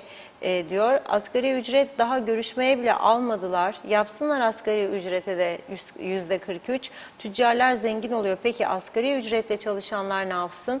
Hırsızlık mı yapsın? İllegal işler mi yapsın? Nasıl geçinecekler? Bunu düşünen var mı? Zekiye Baykallı Allah'a şükür diyor, yargımızı ele geçiremediler, yargıya güvenimiz sonsuz. Mustafa Şakir Küçük, evet, Sayın Mustafa Baturalp'in hesapladığı bir artış miktarı var. Herkese 7.000 lira verilsin. Bu konu çok önemli. Adaletli olmak istiyorlarsa işte fırsat. Demre Coşkun, Lefkoşa Türk Lisesi'nde hademe sınav sorularını çalıp öğrencilere parayla satmış. Yahu bu ülkede yolunda giden bir kurum yok mu? Bir an önce devrim mi olacak? Ne olacaksa olmalı. Tüm kurumlar kökten revize edilmeli. Mehmet Şenler kolay gelsin diyor. Haldun Yenilmez, döviz her gün yukarı çıkıyor. Asgari ücret enflasyona göre artması lazım. Kadir Tatlıtürk, BRT Müdürü yayın emri vereni açıklasın. Ya da emri veren siyasi kişi bu emri ben verdim desin ve dokunulmazlığımı kaldırın diye meclise dilekçe versin. Murat Ayes, başka ülkelerde yaşayamam. O kadar yolsuzluklar olan bir ülkede hiçbirisi yargılanıyor. Devletin TV müdürüne ceza veriliyor. Neden Hüseyin Özgürgün yargılanmıyor? Şimdi dokunulmazlığı da yok. Bizden olana dokunulmuyor. Kim ihbar edecek? Kim yargılanacak? Her hafta benzine zam olmaz ki, devlet daireleri elektrik faturası öder mi acaba diyor. Sorar mısınız demiş. Asgari ücret tespit komisyonu herhalde uykuya yattı. Ne zaman toplanacak da sonuç çıkacak? Adviye Başkütük, merhaba diyor. Hasan Uzun Petrol'de yakıt satmıyormuş. Sevilay Biranlı, merhaba Funda Hanım. Ben 25 sene üzerinden emeklilik maaşı alıyorum ve hala da 5.600 lira alıyorum. Benim gibi birçok insanın maaşı da böyle dedi. Şakir Ali, Reşat Bey, ağzına sağlık. Mehmet İnancı, geçmiş zamanda Reşat Bey, rahmetli Denktaş'ın örtülüsünden yemeyen kalmadı. Ölü insanları yaşarmış gibi gösterip hazineyi soyanlar, Cumhurbaşkanlığında bazı çalışanlar, paracıkları yediler içtiler. Kim yargılandı acaba? Nazime Nalbant, olaylar elbet diyor. Doğrusu neyse meydana çıkacak. Zaten her şey çok gizlilikle oluyor. Doğru yolunda gidenlere hiç kimse dokunamaz. Onun için bir işi yapacağında iyi düşünmeli. Bakın, suçu yoksa da meydana çıkıyor, sussa da yazıktır. Ne olur, suçluysa da yaptıysa da cezasını tabii ki çekecektirler. Eğer sen hatalarını da yaparsan bunu halkın üstüne ispat etmeniz lazım demiş. Evet, Hüseyin Cemre, Avrupa bizim neyimize yazdı. Salih Muğlalı, kamu taşıtları satılacakmış, vur patlasın çal oynasın varken kime ne diyor. Gülsün Arslan, yeni nesil mi kalacak adada, hepsi yurt dışına gidecek. Mehmet Ali Saymaz, evet Mustafa Bey, hangi istatistiğe göre 40.000 lira alana da aynı, 6.500 lira alana da aynı mı olacak, bu adalet mi diye sordu. Belgin Rıfat, akşamki yayın güzeldi diyor. Bir ara ses gitti geldi ama güzeldi. Küçükbaş hayvanlarını hastalıktan dolayı kaybeden arkadaşa çok üzüldüm. Tarım sigortasının bunu karşılaması gerekiyor. Yazık, yalnız hayvanlarını değil sağlığını da kaybetmiş. Delilere yattım dedi, yok. Büyük kayıplar var, depresyon ve farklı şekilde de ortaya çıkar. Adam haklı, 100 küsür küçük baştan 23 tane kalırsa bu rahatsızlığı çok normal. Bence birileri bu arkadaşın zararını karşılamalı. Mustafa Cici Baba, son zamanlarda minibüslere bindiniz mi diye soruyor Reşat Bey'e. Çağ dışı minibüsler yolda giderken birbirleriyle yarış halinde. Girne Alsancak 25 dakikada gitmek gerekirken 1 saatte gidiyorlar. Yollar onlara ait, ne demeli bilmem. Doğan Falyalı, bu yüzdeliklerle hayat pahalılığı verilirse acaba 30.000 lira maaşı olan ne kadar alacak? Hesabı güçlü olan yapsın diyor, biz de görelim. Mehmet Uluçaylı, kolay gelsin demiş. Ay, karşılıklı konuşmalar var. Ha, bakıyorum. Mehmet İnancı, insanların bir nefes borusu kaldı Sayın Akar. Onu da elektrik çarpacak. İnsanlar kalpten gidecek. Üzücü bir durum. Mehmet Uluçaylı, 6 saattir elektrik yok. Şimdi geldi. Bu devirde elektriksizlik ne güzel hayat. Nazime Nalban, teşekkür ediyorum Nazime Hanımcığım. Evet, teşekkür ediyor bizlere. Kısmetse hep beraber inşallah yarın da olacağız dedi. Bakıyorum, emojileri de atlayalım. Ömer Bozkara vezirler. Gözünü seveyim, KKTC'nin de hükümetin de, Avrupa bizi kıskanıyor. Her gün zam olmazsa uykularım kaçar. Çok şükür bizler çektik bu kadar yıldır. Rezil rüsva olduk. Biraz da sizler çekin. O elinde tuttukları çuvaldız şimdi kendilerine batmaya başladı. Herkes isyan eder oldu. Ne gelen gideni aratırmış. Bilin ki bunlar daha iyi günleriniz. Bir de bizim gibi soğan ekmek yediğiniz zaman işte o gün bizleri daha iyi anlayacaksınız. Neler çektiğimizi. İnşallah isimleri yolsuzlukla geçen kaç tane bakan, vekil varsa diyor, ellerini kelepçeli görmek nasip olur. Temiz olan bakanlar ve vekiller tabii başımızın tacıdır dedi. Mehmet Uluçaylı, bu elektriksizlikten, zamlardan sonra belli belirsiz bir ışığın bile artık gözükmüyor. Hasan Nihat Erduran, TOM'a yapacak dediler, ihale iptal ettirdiler. Kamu menfaatine zarar verdiler, neden yargılanmazlar, buyurun dedi. Mehmet İnancı, İzmarit'i gören polisi aramalıydı diyor, o suçu işlemiş sayılır. Aramıştır herhalde. Evet, bakalım. Cemaliye Akbaşak, Reşat Bey, gerçekten bu zamlar insanları her gün kötü yola sokuyor ve fakirlik hızla ilerliyor. Bu gidiş çok kötü ve dünyanın batışı işte böyle bir şey. İnsanlığı, gençliği, geleceği yok ettiler. Lütfen bu zamlara son verilsin. Halk olarak psikolojimiz bozuldu. Mehmet Zeki Yıldırım, Lokmacı'dan Rum tarafına geçince uzun yolun sonundan sonra surlar üzerinde meydanda otobüs durağına, otobüsler yeni, içleri temiz, şehir içi ve Larnaka, Limassol, Baf otobüsleri saat başı sefer yapıyorlar. Bir de bizim tarafa bakalım. Girne kapısından Ortaköy veya Taşınköy minibüslere bir binin. Mideniz bulanır, koltuk kılıfları yağ içinde, şoförlerin argo konuşmasıysa cabası dedi. Bir iki mesaj var. Mustafa Cici Baba, ben eşim Hadem'e hala ödeme yapılmadı, kime neyi anlatayım demiş. Necdet Mavi Gözlü, Kıptekin bugün bu duruma gelmesine sebep olan şu anda hükümette olan hükümettir. Her seçim zamanı yandaşlarını oraya istihdam ettiler. Orada müdür olan arkadaş ki geçen gün 500 davadan mahkemeye çıkarıldı ve davası görülene kadar tutuklu. Adamı yine ısrarla şu anda yine Kıptek'ten sorumlu bakan ısrarla bu arkadaşı Kıptek'e müdür atadı. Bu bakan da sorgulanmalıydı. Benden bugünlük bu kadar demiş. Yarın buluşmak umuduyla. Mehmet Akın, Güney Afrika Pakistan Cumhuriyeti'nden iyi akşamlar diliyor.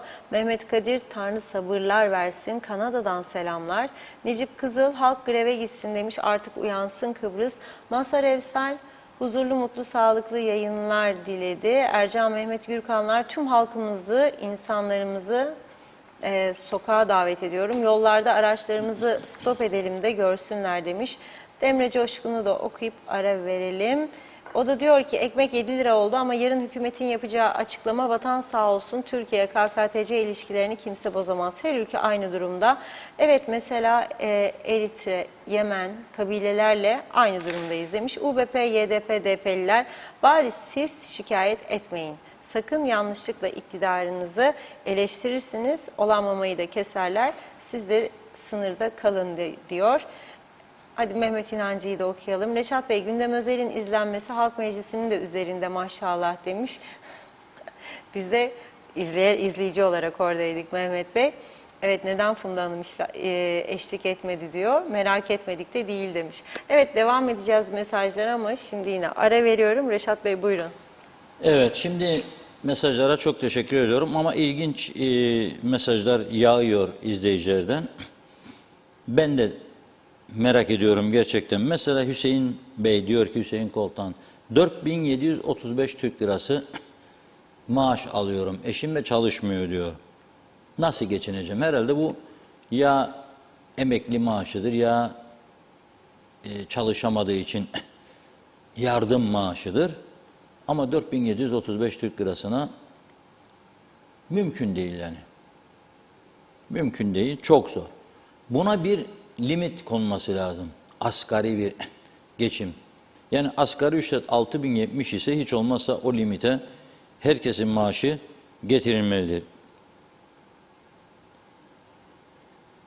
80 tane taşeron yaklaşık, bunların çoğu sağlık hizmetlerinde, hemşire. Aylardır düzenli maaş alamıyorlar. Daha önce buradan çok söyledim. Çok kez gündeme getirdim sorunlarını. Düşünün o insanların yaşadığı psikolojiyi. Gidiyorlar, derler ki bir süre için iş yoktur. Ve bu bir süre için iş yoktur deyip sonra tekrar işe çağırdıklarında maaşlarını da tam olarak zamanında alamıyorlar. Ayrıca sigorta primleri de yapmamış oluyor. Soruyorlar, nasıl olacak bu iş? Kendilerine verilen cevap, siz yatırın sigorta priminizi. Buradan Sayın Hasan Taço'ya sesleniyorum, Çalışma Bakanı'na. Yasal mıdır bu yoksa yasa dışı mıdır? Yasa dışıysa gösterin devletin gücünü. Gösterin devletin gücünü. Çalıştırıyorsan sigortasını yapmak zorundasın. Kılıncınız sadece yasal şirketlere mi geçerlidir bu devletin, yoksa tüm kesimlere mi? Ben personel yetersizdir, kayıt dışı işçileri kontrol edemem demekle doğru değildir. İmkan vardır, yaratılabilir. Çok sayıda zabıta memuru vardır, görevlisi bomboş belediyelerde. Talimata falan da gerek yok. Oturup belediye başkanlarla uzlaşırsınız, yardım istersiniz, alırsınız. Çok sayıda emekli çıkmış, sağlık durumu çok iyi, dinç insanlar vardır. Onlardan yardım isteyebilirsiniz, belirli bir bütçe ayırıp. Kesin örtülüleri, kesin et mesaileri verin bu işlere. Bakın siz o zaman nasıl patlar gelirleri sosyal sigortaların. Bir tarafta işsizlik var, parasızlık var ama bir tarafta da çok yasa dışı kazanç var bu ülkede. Patlamış vaziyettedir. Nereden çıkıyor 0 kilometre en lüks arabalar eğer bu kazançlar olmasa? Kim kimi kandırıyor ya burada? 30 senenin siyaseti artık bitmiştir. İnsanlar isyan noktasındadır. Bakınız bir Vadili sakini dün gece bir taraftan halk meclisini yapıyoruz, bir taraftan bana mesaj yağıyor. Önce bir başka bayandan, sonra bu hanımdan, Hürü Hanım'dan. Kocam diyor, çok ağır hasta, çare bulamadılar burada, Türkiye'ye gitmesini istiyoruz. Kimse bize yardımcı olmuyor diyor. Ne yaptıysak, ne ettiysek olmadı diyorlar. Bize lütfen yardım edin. Ne yapabilirim? Yardım ancak sesinizi duyururum. Bugün Sağlık Bakanlığı'nın önüne gitmiş, eylem yaptı. Durumunun ne olduğunu bakanlık açıklayacak. Neden gönderilmiyor? Yani gerçekten burada tedavi edilemez duruma gelmişse neden gönderilmiyor? Devletin parası mı yok? Sanıyorum bütün mesele parasızlıkta kilitleniyor. Daha doğrusu paranın idaresizliğinde kilitleniyor. Bugün eylem yaptı Sağlık Bakanlığı'nın önünde. Çok üzücü bir durum. Kısaca onu izleyelim birlikte. İzlem Hanım! Siz de bir bayansınız. Çekin dışarı. İzlem Hanım! Diğer taraftan kaçırın İzlem Hanım'ı. Diğer taraftan söyleyin. İzlem Hanım'ı diğer taraftan kaçsın. Aptal var çünkü karşısında. Kaçırın diğer taraftan. Neden sakin olmuyorsunuz? Benim eşimi düşüneceksiniz. Tamam, elinden benim geleni eşim yapmışsınız. orada can çekiyor, can. Size açıklama yapılmış ama. Ben bu açıklamayı kabul etmiyorum efendim, kabul etmiyorum. Ben böyle bir açıklama kabul etmiyorum. İzlem Hanım çıksın karşıma, kaçmasın diğer kapılardan. İzlem Hanım kaç.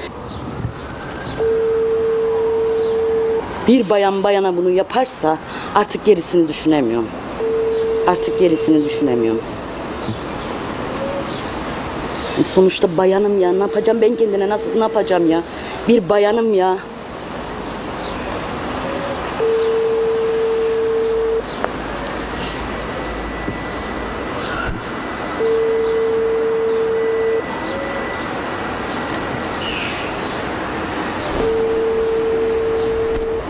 Açmıyor. Ben kendinin eline ayağına kadar yalvardım. İzlem'in ayağına kadar yalvardım. Ellerini öpmeye, ayaklarını öpmeye bile razı geldim. Yazdım kendine ki bana 1 dakikasını ayırsın. Ve bana bunu yapmayacak. Kaçırın oradan kaçırın İzlem'i. Devam edin. Başka bir arabayla da kaçar İzlem. Zor bir şey değil bu.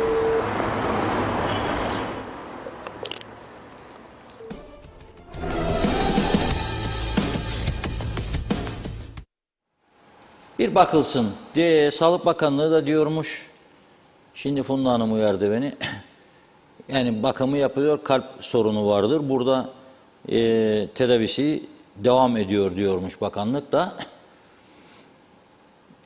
Biz her isteğini de Türkiye'ye gönderemiyoruz. Para yok herhalde onun için. Tabii gerçek durumun aydınlığa kavuşması lazım. Dün buradan hastanelerin üzücü durumunu aktarmıştık. Lefkoşa Devlet Hastanesi'nde günlerdir gaz yok, gaz. Dolayısıyla sıcak su akmıyor. Sıcak su akmadığı için hastalar duş yapamıyor, temizlenemiyor. Çok kötü bir durum. İnsanlık dışı bir durum. Oraya bakmak lazım.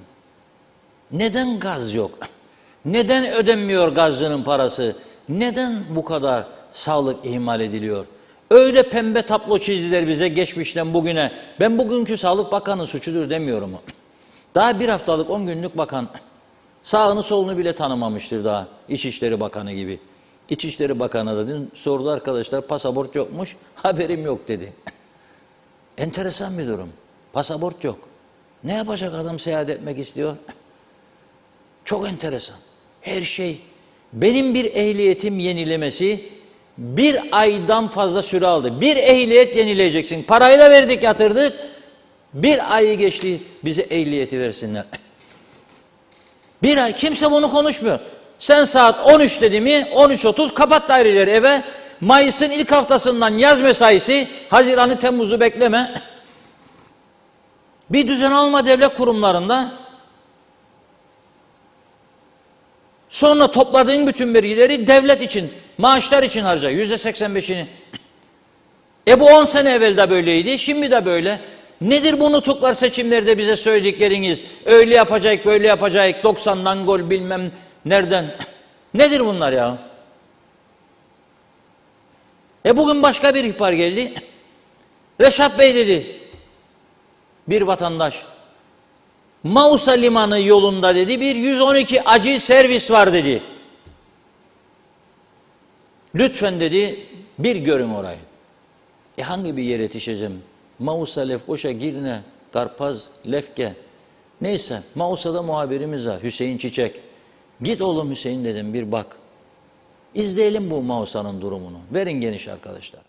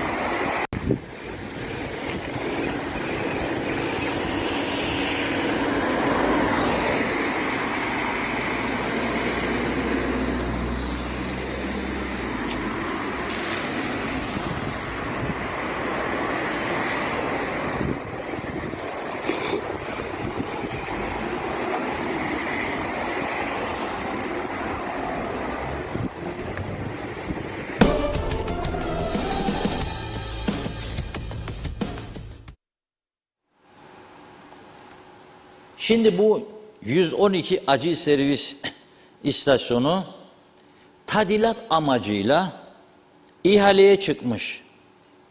Ve geçtiğimiz ay demişler ki boşaldın burayı da tadilat yapılacak. Sonra döviz yükselmiş, ihaleyi kazanan firma demiş ki ben bu dövizle baş edemem, çekiliyorum ihaleden demiş. Çekilince ne oluyor? Bina böyle atıl kalıyor. Kimin umurunda? Ben mi kurtaracağım bu vatanı? Kimin umurunda? 112 acil yazıyor orada. Boşaldın binayı. Tamir edilecek. Hadi buyurun edin. Rum'dan nasıl kaldıysa bize her şey Öyle birçoğu. Taş üstüne koymadık. Taş üstüne koymadık. Ama vatan millet Sakarya'nın sokağına bir numara. Yakarıkla vermeyik, gücü yeterse geçsin de vururuk bir daha. Geçti o dönemler, geçti. Dikkat edelim de kafamızı biz vuracağız bir süre sonra çok daha sert kayalara. Ne demek ya, bu yağmacılıktır ya. Başkalarının malını aldık, kullandık, kullanmaya devam ediyoruz. Bari bir sıva be, bir boya be, bir tamirat. Yok. 200 milyonluk ilacı attılar, depolarda çürüttüler, tarihi eskidi. Bir kişi yargılanmadı. Onun içindir öfkem benim. Meryem Hanım talimata uymuşsa yasakları çiğnemiş, hapis. Tamam, yargıya saygılıyım. O yasayı yapanlardır. Esas bunun hesabını vermesi lazım. Uygulamayacaksınız bu yasayı be. Niye çıkarırsınız göstermelik yasaları? Uygulamayacaksınız. Uygulamıyorsunuz. Uygulanmaması için de gücünüzü kullanıyorsunuz. Ama 200 milyon batırdılar. Bugünkü parayla 1 milyar.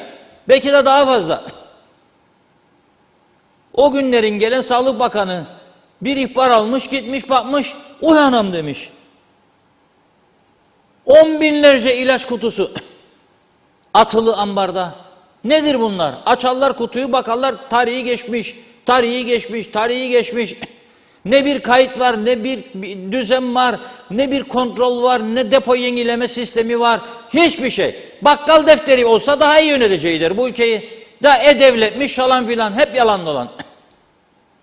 Bakkal defteriyle idare etselerdi yazarak, vallahi billahi daha iyi vereceklerdi. Ne oldu devlet laboratuvarı? Sigortadan kaçak olmuş da yandıydı bina. Kimi yargıladınız bugüne kadar? Bu 200 milyonu yargılamadığınız gibi. Mecliste araştırma komitesi kurduydu. Anlaştılar iki büyük parti. Öyle bir rapor çıkardılar ki ne şiş yansı ne kebap. O da suçlu, o da suçlu, o da suçsuz, o da suçsuz. İşte bilinmezdi, sistemdi, oydu buydu. Kapandı. Ne oldu? Şeyin binası, Devlet Tahlil Laboratuvarı'nın nasıl oldu da yandı? Sigorta kapsamında değil miydi ya o bina? Nasıl oldu da yandı? Hiç kimse bakmıyordu bunun sigortasına, elektrik sistemlerine. Ne oldu? Kim yargıya çıkarıldı? Kim tutuklandı? Kimse. Kimse. Unutuldu bile. Geçti bitti. Geçti bitti. Unutuldu bitti. Biz nasıl yürüyeceğiz? Bunu sorgulaması gereken iki tane önemli kurum vardır. Birisi siyaset kurumu, diğeri medya. Medyanın durumu zaten ortada, söylemeye gerek yok. Ama siyasetin durumu da ortada. Biraz önce söyledim, anlaşmalı, uzlaşmalı 200 milyonluk şey kapandı. İlaç meselesi. Bugünkü parayla 1 milyar. 1 milyara hastanede gaz yok. 1 milyon, 2 milyona çözülecek işi çözemiyorlar. Ama bu taraftan 1 milyar kaybediliyor. Kimsenin umurunda değil. Kimsenin umurunda değil. Oturup doktorlarla da mesela bir uzlaşı yapılmadı bugüne kadar. Ben duyuyorum istismar hariç. Ama hasta gidiyor, doktor bakıyor diyor, başlıyor reçeteyi yazmaya. Doktor diyor, ayağım da ağrır, ara sıra böyle romatizma, yaz bir daha ağrı kesici. Yazıyor. Bizim çocuğun da karnı ağrıdı, onu da ilave et de gene gelmeyeyim, gitmeyeyim. 10 çeşit, 15 çeşit ilaç. Rum tarafındaki doktorlara gidiyorsun, yalvarıyorsun, ilaç yaz bana. Yazmaz adam. Yazmaz. Oradaki doktora gidiyorsun, başım ağrır. MR'a yollamaz. Burada gidiyorsun, aynı gün MR yazıyorlar.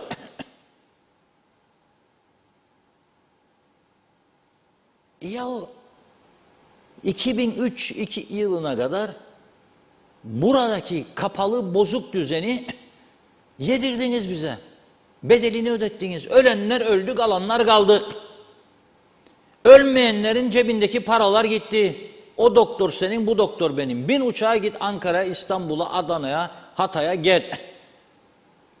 Ama kapılar açıldıktan sonra başka alternatifler de çıktı. Biraz da insanların gözü açılmaya başladı.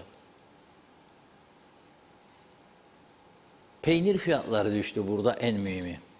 3 katıydı güneye göre. 3 kat. Nasıl olsa kapılar kapalı ya. Başka şeylerin fiyatı da. Şimdi ben tabii bunları da söylerim diye birçok ithalatçı o vur da korkma düşüncesinde onlar bize ateş püskürüyor. Bu televizyonun normalde ve gazetenin reklam patlaması yaşaması lazım. Bu kadar iyi izlenen, bu kadar güçlü halkın yanında, halkın ezici bir çoğunluğu bizimle.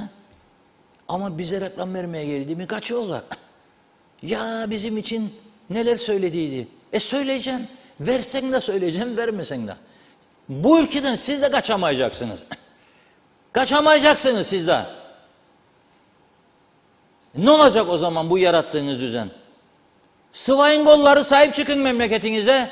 Ben dün buradan söyledim, beklerdim 2 kişi, 3 kişi hep yatırımcılara yüklenecek. Hala daha pazara bakarım, ne verdi o, ne verdi bu.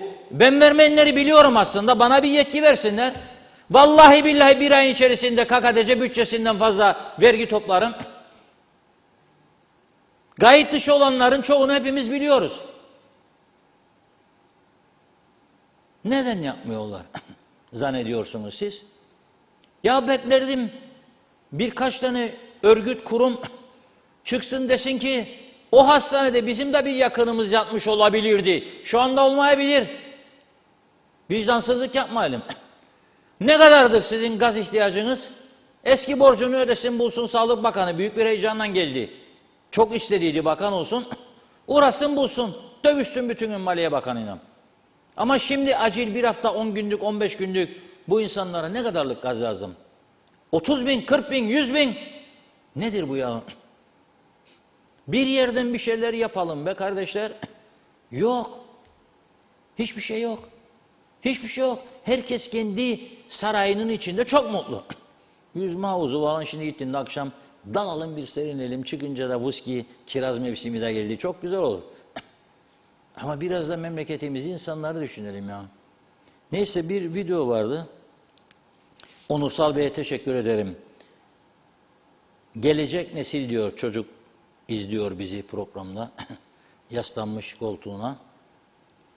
Diyor ki, gönderdiydim videoyu zannederim, fotoğrafları.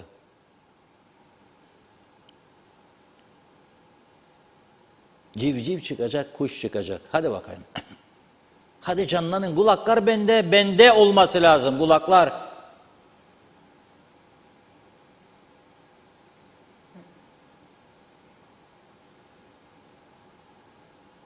Diyor ki gelecek nesil sizleri izliyor diyor. İnşallah çocuklarımıza güzel bir ülke ve temiz bir çevre bırakırız. Değişin 3-4 fotoğraf vardı. Aklınızı seveyim rejideki arkadaşlar. Bir tanesiniz be. İstikbal sizlerdedir inşallah gelecekte. Evet. İnşallah, maşallah. La olmaz tabii iyi bir gelecek çocuklara bu ülkede. Ve temiz bir çevre hele. Az önce otları gösterdim. Arkadaşım arabada gider, sigarasının izmaritini atar. Otlar yanmaya başlar, o devam. Belki de gülüyordur içinden. Ben seni, bıyıklarını yakmaz mıyım ya ben senin yasalarından, cezalarından? Ben senin bıyıklarını yakmaz mıyım sen otu yakacağına memleketi? Hala da çürümüş yasalar durur. Hiç kimse bunları ellemeye niyeti yok. 8 Türk lirasıymış kamyonu boşalt yolun ortasına. Gururla da anlatıyorlar bunu. Siz birisiniz diyor, neden dökerler? Neden? 8 liradır ceza. Yazık be, yazık. Yazık. Bu kadar sorumsuzluk, bu kadar ciddiyetsizlik, yazık. Gerçekten ben çok üzülüyorum. Evet, biraz sonra bir gün yayınlanan bir istatistiğe geleceğim ama biraz rahatlamak lazım. Hepimiz, ben de dahil, siz de dahil. Böyle bir güzel klasik müziğe götüreyim sizi. Ondan sonra devam edelim.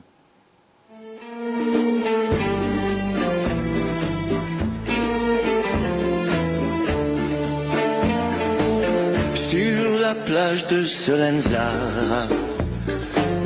nous nous sommes rencontrés. Un pêcheur et sa guitare chantaient dans la nuit d'été cette douce mélopée. Sur la plage de Solenza, chaque soir on a dansé. Et le jour de ton départ, j'ai compris que je t'aimais et je ne t'ai pu quitter. A Solenza, Ho pieno il cielo di città. A Solenza, io vengo svilusa. Quando penso a Solenzara, cadio lasciato uguale. Una nostalgia amara come un suono di chitarra, o cuore face dream. Rivevo i pescatori, ritornando di pista. C'è 100.000 colori da fascini di vittori, un libono chissà. a Solenza, j'irai viendrai tous les étés. A Solenza, io vengo svilusa. A Solenza, Ho pieno il cielo di città. A Solenza, io vengo svilusa. più bello sì,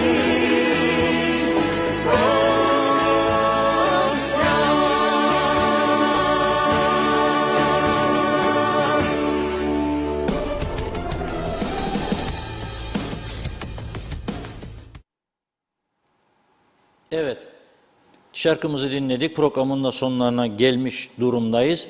Şimdi polis tabii 1000 kadro eksikle, belki de bu 1200'e 1300'e çıkmıştır. Eksikle çalışıyor.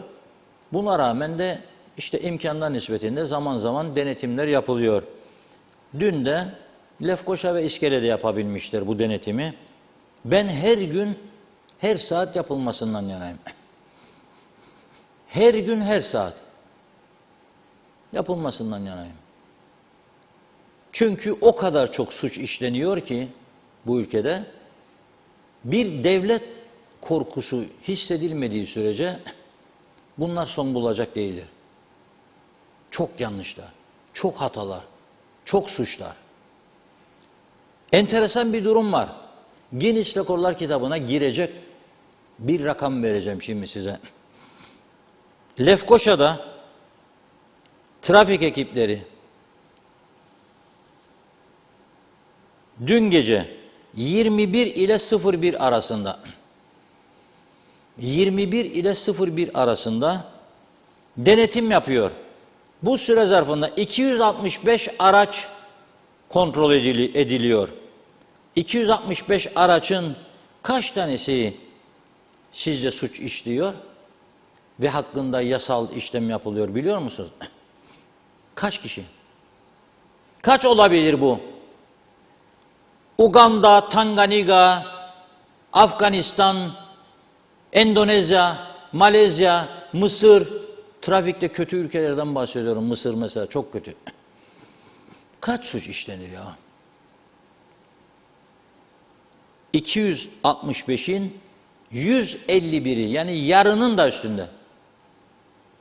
132 olsa tam yarıdır. Yarıdan fazlası rapor ediliyor. Suç işlemiş vaziyette. İskele'de daha iyi bir durum var.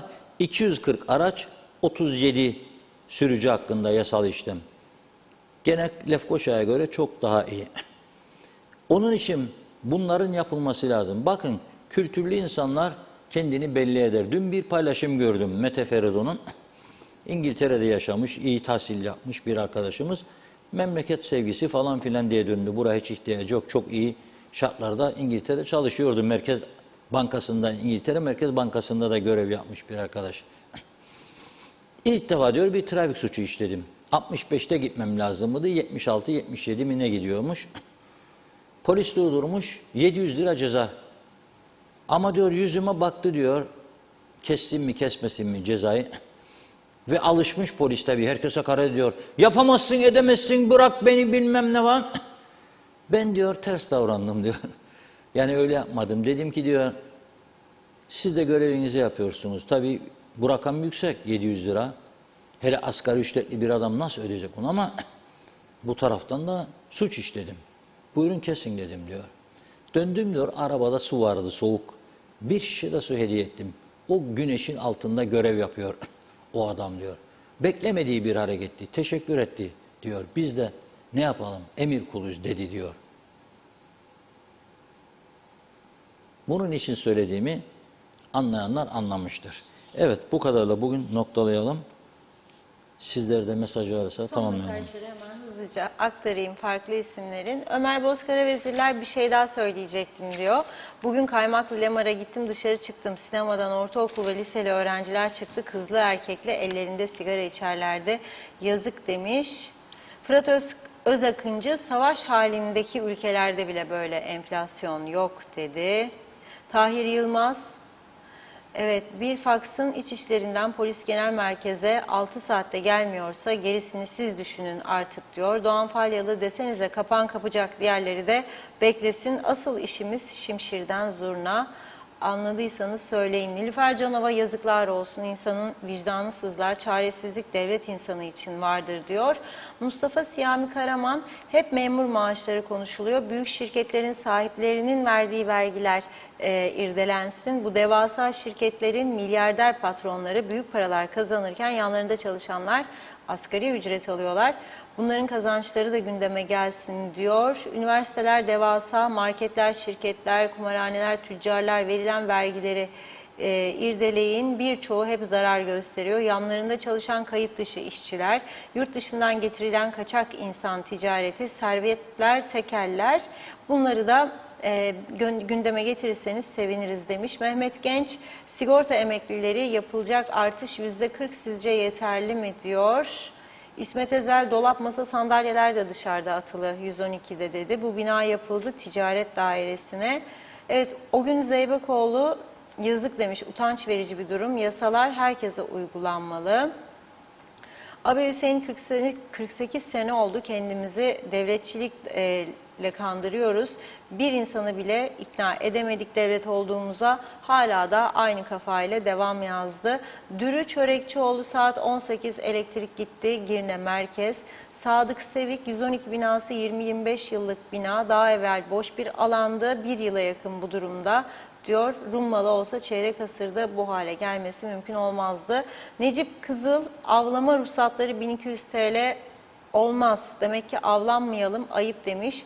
Selçuk Uskan hükümete her şey için teşekkür ediyorum. Ne olmuşsa olmuş diyor. Bu da geçecek. Kafayı çalıştıralım. Hükümette de para yok. Biz Türkiye'ye bağlıyız. Para verirse yaşayacağız dedi. Sanıyorum tamamladım. Mehmet İnancı cevap vermiş başkasına. Evet. Bakıyorum. İlker Çetin iyi yayınlar. Acilen Ersin Tatar'ın istifa etmesini bekliyoruz diyor. Eğer bu ülkeyi biraz seviyorlarsa acilen istifa etmelidirler dedi. Halil Onur Girne Doğanköy'de elektrikler gitti. Ayın 8'i fatura yok. Niçin diyorum, Bakanlar Kurulu karar verecekmiş. Zamdan müdür müsteşar atayarak icraat olmuyor beyler dedi. Cemaliye Bayırbaşı da o sigara atan adam hemen bulsunlar cezasını alsın çeksin diyor. Sanıyorum tamamladım. Evet, Ferhat Enver de demiş ki ufacık bir adayı kontrol altına alamıyorlar. Evet, çok teşekkür ediyoruz mesajlarınız için. Reşat Bey, son olarak eklemek istediğiniz? Evet, çok teşekkür ederim. mesajlara, çok daha özelden gelen mesajlar var. Hepsini yetiştirmem mümkün değil. Bugün yapamadıklarımızı